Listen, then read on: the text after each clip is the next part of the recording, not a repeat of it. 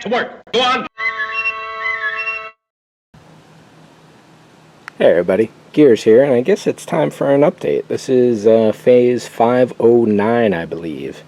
And I've been taking a lot of photos, but almost no video, and by the time I'm done, I actually lost track of where my camera was for the last few weeks.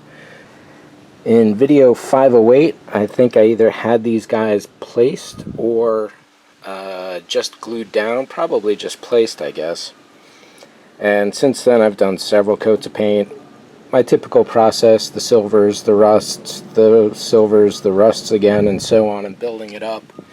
And in this case, when I was doing the wash for all the actual dirt passes here, the acetone started wrinkling up a lot of the paint, so I guess it hadn't fully cured, and even now I can still scrape some away with my thumb there, and it's really looking good.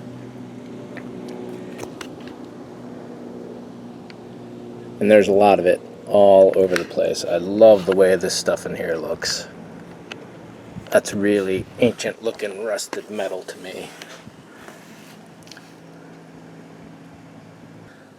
Getting into all the nooks and crannies.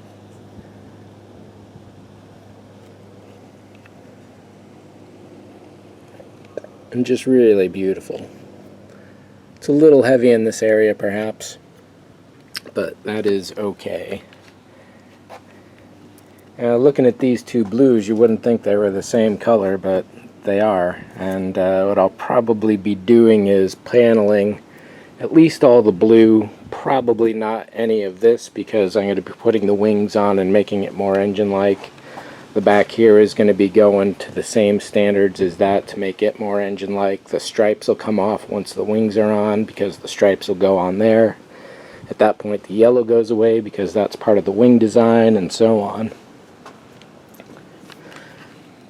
But for now, I am really, really loving the way this looks, and I wish I got some photos of this clean before I started doing all this dirt passes, because it was just basically a flat gray all across.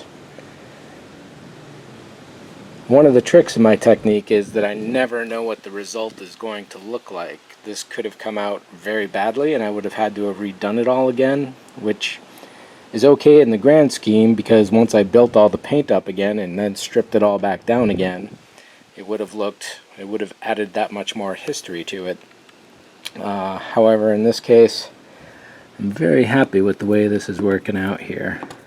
There's still a lot of little flecky, gunky pieces all around that I gotta vacuum up and get rid of. I did an initial pass with the orbital sander before I started doing all this dirt, and to get rid of all the dust on the body I just squirted it with a light mist of water from the hose. And of course I built this drain into the situation, which is a little too raised. However, without the droid and the screws in here, all the water started draining out of those and straight into the trunk. So that made me realize, and I'm kind of happy it happened, is that I'm going to have to put rubber gaskets all around these, probably on the top and bottom, to make sure that doesn't happen.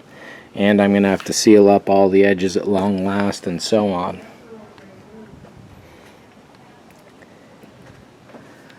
So yeah, I am very happy with this. Very, very, very happy. So I'm not going to do any more on this. I'm loving the details that have emerged here. And like I said in the previous video, it's all luck essentially the way that happens, and I got lucky on this.